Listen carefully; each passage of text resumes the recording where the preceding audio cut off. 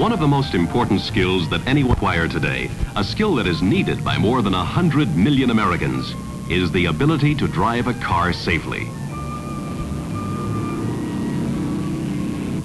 According to leading safety authorities, improper driving is a contributing factor in about 80% of traffic accidents. To help remedy this situation, many efforts have been made, including school-age training, to improve techniques and educate motorists in safer driving habits. But a nationally known safe driving expert, Harold L. Smith, who teaches teachers, decided that what was needed was a simple driving system founded on a few logical rules that the driver could remember easily and could apply almost automatically in all driving situations. Drawing on his long experience, Smith developed, tested, and perfected his rules. They became a truly basic approach to the problem. He realized that two things are of paramount importance to drivers: space for the car and visibility for the driver. What he had developed was a 5-step formula to create a space cushion he could keep with him wherever he drove, and to acquire and maintain visibility at all times. Here are his 5 rules. Aim high in steering. Get the big picture. Keep your eyes moving. Leave yourself an out. Make sure they see you. Now, with these rules, any driver can greatly improve his driving skill. It is estimated that the average motorist is only half as good a driver as he could be.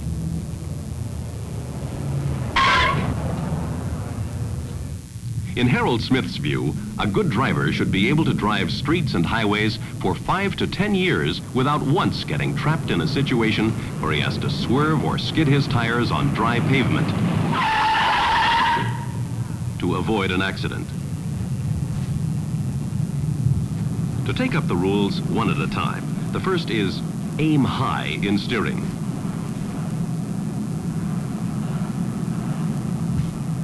You can't drive by sighting right over the hood. If you sight over the left fender, you will tend to move to the left, a setup for an accident. Your target is the center of the lane, well ahead. Aiming high will have the effect of guiding you to the center of the lane. The object is to get through traffic safely. Aiming high is the best approach. You must automatically reduce your speed when visibility is poor because of bad weather, and you must look lower to find your steering path. And at night, you must drive even slower because you see only the spray of your headlights, and you are forced to use low aim steering. Aiming high is imperative in following rule number 2. Get the big picture. The big picture is sidewalk to sidewalk wide and a block deep. Now, what's happening up there? The truck will probably stay in his lane. This car, will he cut in front of us? Will someone pull out of a parking place at the curb?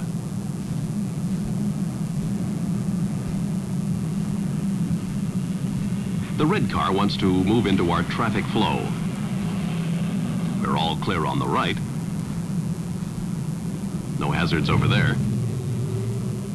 We must be aware of the long line of left turners.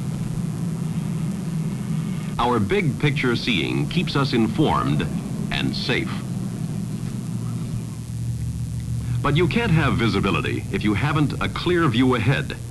If you follow a truck, your only clue as to what is coming up are his brake lights.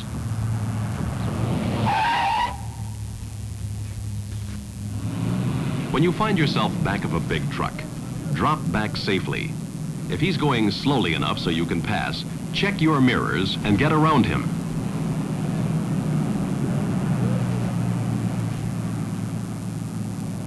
To give yourself space and visibility. Rule number 3 is keep your eyes moving. Scanning the road continuously gives you what amounts to a widescreen view of the situation ahead.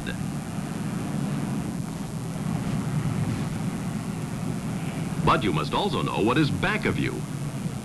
Keep a running check on the changing scene in the rear view mirrors to make sure there are no hazards to the rear. When you see a hazard ahead, don't become fascinated watching it. Dispose of the problem by adjusting speed, changing lanes, signaling, or all three if necessary.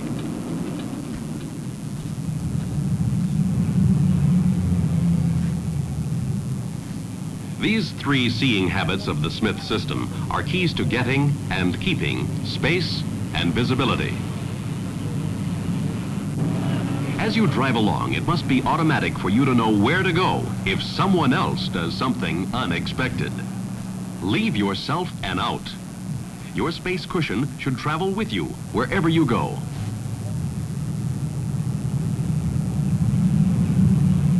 Now here's a potentially dangerous situation. We can't see what's ahead of the big truck. The truck-trailer combination is 65 feet long. At 30 miles an hour, we can't stop in that distance, and we can't see three cars parked just ahead of the truck. At this moment, the first driver is about to pull out. He looks back, but he can't see us. Of course, he's taking a chance, but he wheels out right into our path. We can't stop in time, but fortunately, we can stop the film and avoid a crash. We can also go back and do it over, but this time we leave ourselves an out. We cut our speed to maintain visibility, so we can avoid an accident if anything comes out from behind that truck.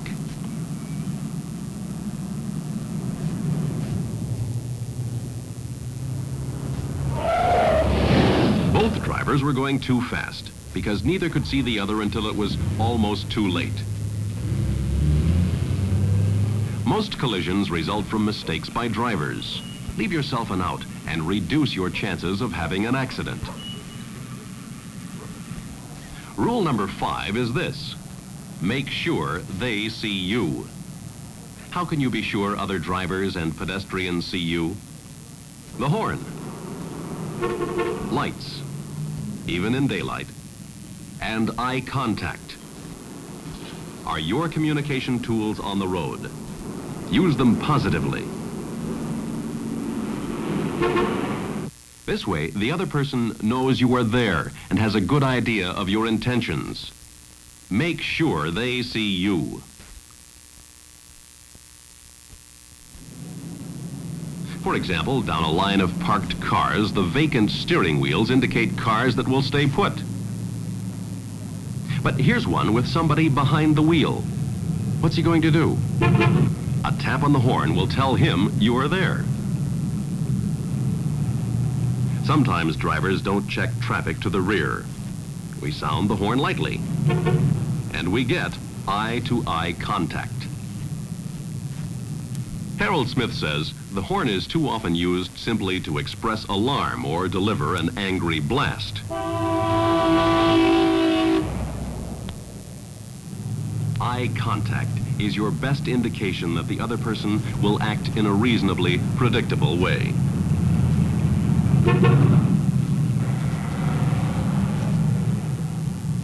Hand signals and lights will also help you communicate with others on the street.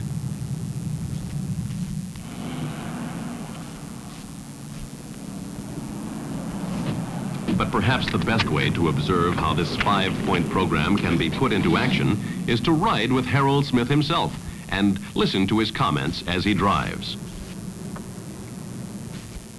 Ernie, what we're going to do here is a wrap-up of what we've been talking about in space and visibility.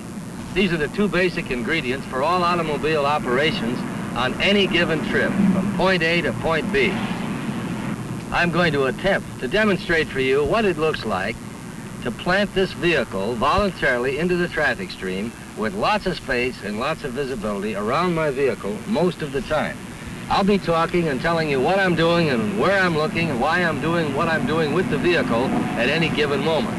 For instance, right now I'm looking a whole block and a half down the roadway, and as you can see, we have a beautiful space in front of us. We've got a beautiful space over here, and we're enjoying right now a 3-car length lead on the car behind us. Way up front, things are still looking very, very good, and right now we're running at the speed of traffic. Now, of course, there's nothing wrong with driving in the right-hand lane next to these parked cars, but you must be aware of the fact that people do occasionally open doors and move these cars in and out of parking places.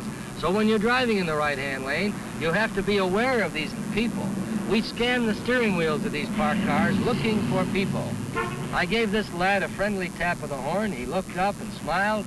Just wanted him to let him know we were there so he wouldn't step back dangerously into our path. There's a lady sitting in the car right here. We'll give her a friendly tap of the horn and ask her not to open the door. Now, I didn't have to ride in the right lane all that time. My left lane was wide open. I could have been riding out here and not have had to worry about all those horn taps. But people will ask me occasionally, do I advocate that they always drive in the left-hand lane? And of course not. I advocate that they drive wherever they feel comfortable, but always apply the principle of space and visibility and, of course, communication with other people.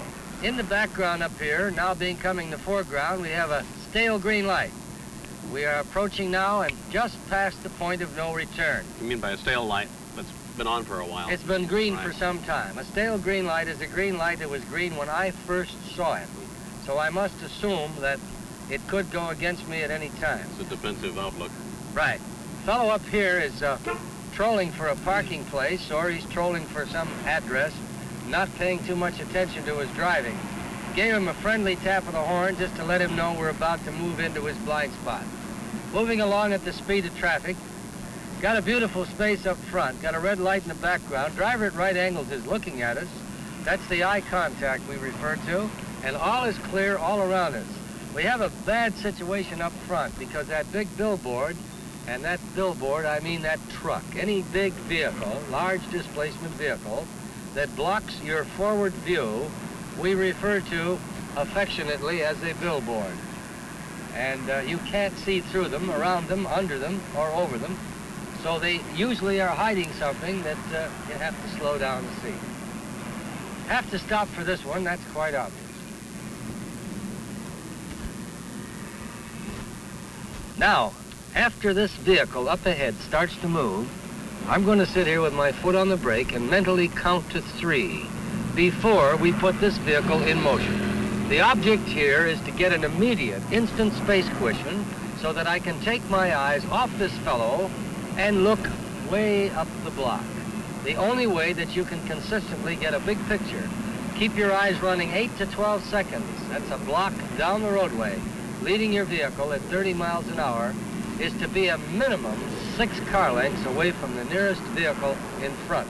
You won't have to concentrate on that car. You can have that peripheral I always vision running for you. like to say that I can comfortably take my eyes off of it. I mean, it feels good in the pit of my stomach even when I'm not watching it. Now, Ernie, we've covered a lot of the points and the situations you encounter on this kind of a street. In a few minutes, I'd like to take you out on the freeway, and I'd like to show you how we apply the same principles of the Smith system out where traffic conditions are somewhat different. We don't have parked cars, cross-street signal lights, but we do have entrance and exit ramps, and we have much higher speeds to encounter. Now I'm going to enter the freeway up here, Ernie, and I expect that we're going to encounter a little different situation than we've had back on those surface streets. On this particular entrance ramp, we don't get any preview whatsoever. It's all blind. It's all blind. I can't see a thing until we get up on the level of the freeway itself. How we can blend in up here can only be determined when we get there. But I'm assuming the engineers have given us an acceleration ramp. It isn't very long. I can see that right now. However, we've got a beautiful spot here to fall into. I'm going to pull right up to the speed of traffic, and we're going to move right on out just as smooth as silk. Now, you can notice up there we have a great big cluster of traffic, and we're not going to catch that cluster at all. We're just going to leave those people where they are. I'm going to get up to their speed, but I'm going to stay back here. By running their speed back here, I keep a lot of people back here from passing us. You can't help it. If a Charger once in a while, like this little hot dog, wants to go by in a sports car, But by and large, most people run along about the same speed. I like to drive the speed of traffic. It isn't always exactly at the speed limit. Sometimes it's a few miles per hour under. But nevertheless, if you're driving at the speed with most other cars, you have to make the least number of adjustments to keep your space and visibility. We have a lot of space in front of us, a lot of space on both sides, and I have a beautiful space cushion behind me right now. As we round the bend, I can see way up, the fellow that's setting my pace is in the blue car up there, just disappeared around the curve. You really don't have any time racing into a traffic pattern having to slow down anyway, so might as well stay where you are. That's absolutely right. You see, again, there's a cluster of them all grouped together up there, and I don't want to join that mob. I don't want any part of it. I want to stay by myself. Got space here, space there, a lot of space in front, and a beautiful cushion behind us. We're doing all this by making little adjustments of the accelerator. Sometimes we pick up a little speed, sometimes we let up on the accelerator to drop our speed. Now I'm going to move over into the right lane because we're getting ready to get off up here. This is the Smith system in action. The working formula for space cushion driving. Space for the car and visibility for the driver. I like to get over here and decelerate off of the main roadway if you have such a deceleration lane. And in many parts of the interstate system, we do have lanes like this, and most motorists don't take advantage of them. I don't like to use my brakes out there on the main portion of the main travel thoroughfare. Also gives the fellow behind you a definite cue that you want to get off at Exactly. the next He ramp. knows exactly what I'm going to do. Takes all the guesswork out of it. Aim high in steering. Get the big picture. Keep your eyes moving. Leave yourself an out. Make sure they see you. You'll find these principles can be applied in every driving situation, on all streets and highways, wherever you go. So next time you drive, make space and visibility work for your comfort and safety. Be a better driver and enjoy yourself.